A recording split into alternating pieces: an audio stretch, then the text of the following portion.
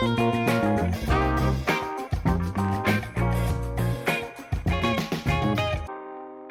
everybody, this is Mike, and today we're going to cover a few topics, the main topic being the February position report.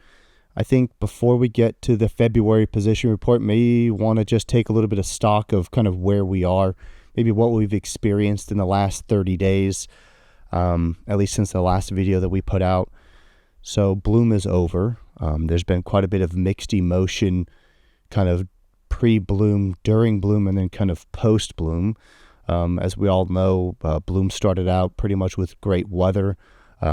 Various parts of the valley had pretty good early bloom conditions, and then we had basically a week of less than ideal weather conditions with quite a bit of rain, quite a bit of wind, some areas getting relatively cold.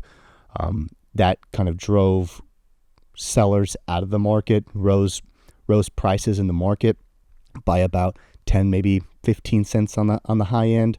And then post-bloom weather kind of came back to normal, looking pretty good. And then the market gave back most of what we gained, if not maybe a little bit more than what we gained, as sellers came back in, and sales were pretty active, or have been pretty active thus far in the first 12 days of March, or 13 days of March. On top of all of that, we all know we've experienced or are currently in a conflict in the Middle East with Iran. From our business, that creates quite a few complications. We ship quite a bit to the UAE, which is basically right at the point on that Strait of Hormuz that we've all heard about.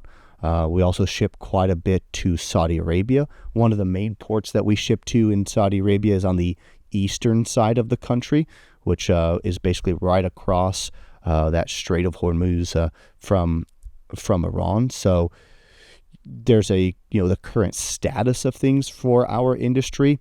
There are containers of ours for the industry in some form or fashion within transit.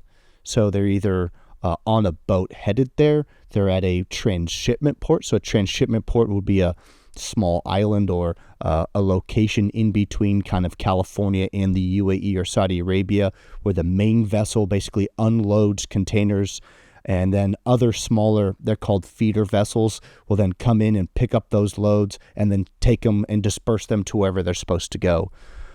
So there's stuff on a boat, there's things at transshipment ports, there are containers that are on transshipment ports that can't get to the final destination, which would be Jebel Ali in Dubai, or Dammam in Saudi Arabia.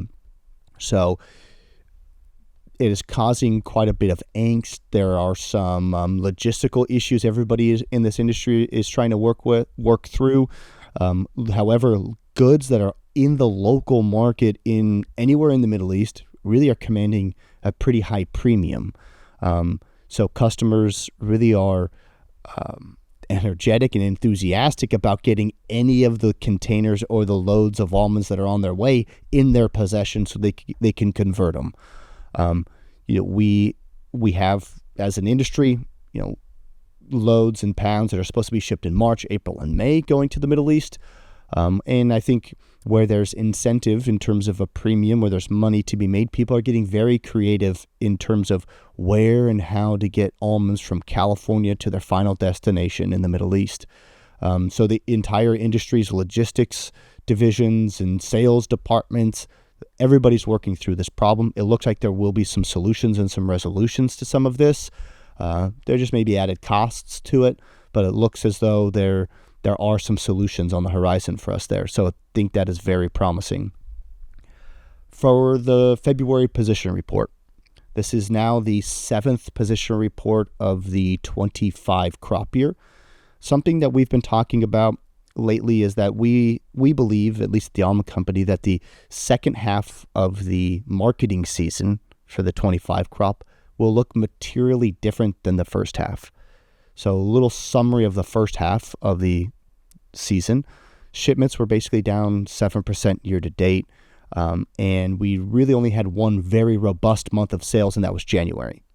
And for us, we thought that the 298 or 300 million pounds that were sold in the month of January would really start to translate into positive increases in shipments going forward. What we also were experiencing in the month of February, what we thought were very robust sales being made.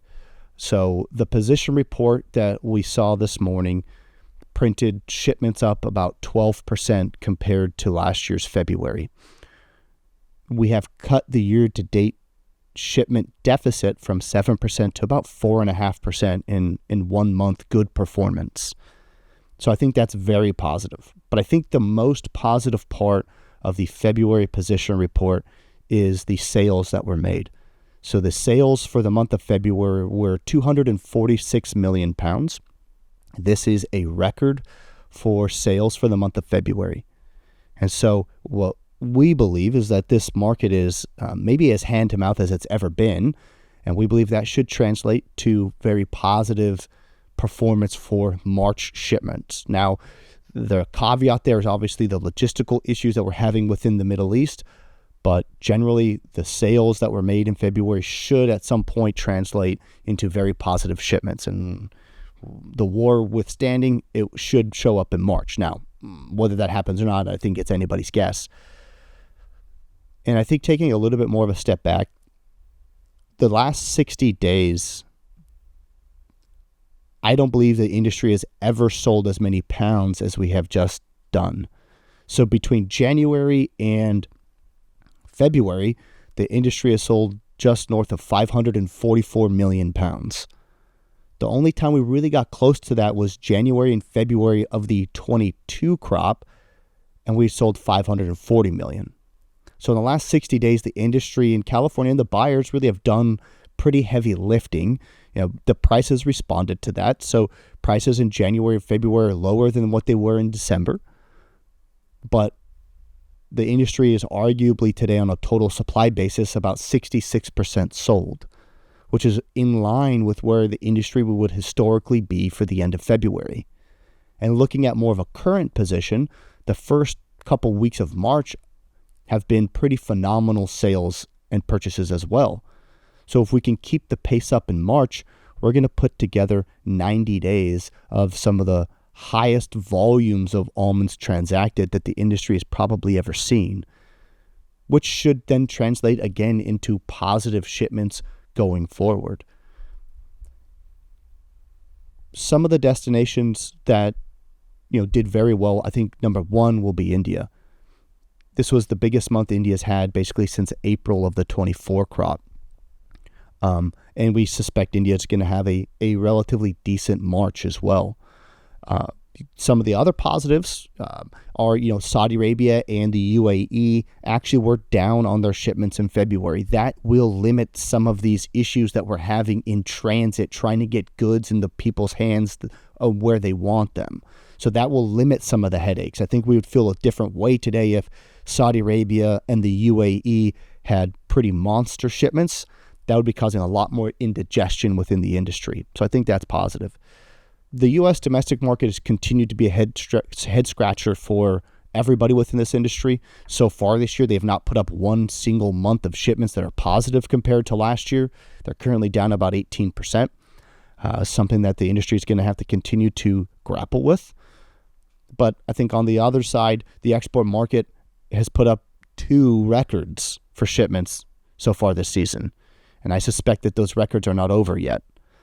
So as the market develops, as the geopolitical environment develops, as the logistical, indigestion continues to work itself through, we'll continue to keep you updated. Look to our portal to find updated prices, and we'll do our best to continue to advise you. Thank you. This has been Mike.